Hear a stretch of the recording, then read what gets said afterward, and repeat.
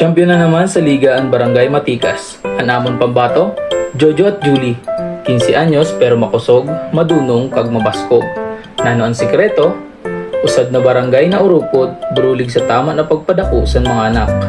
Kada bata, kada iloy, kag santanan na lugar na may malasakit sa kada usad.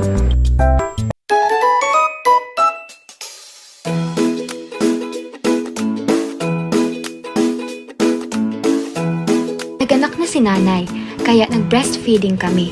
Bilang iloy, tiwala ako sa gatas ko. Ligay sa sakit kag mabaskog ang bata. Kaya, para sa anak ko, dila ako masuko. Ang gatas sa niloy, kumpleto kag masustansya. Adin niyan si Jojo kag Julie, dumako na makusog, madunong, kag mabaskog. Kami ang barangay na nagkakaurusad para sa kauswagan, nagkasuporta sa kada pamilya kag sa buong lugar. Irugon ang Barangay Matikas, urupod sa Alagang Pinas para sa makusog na buwas.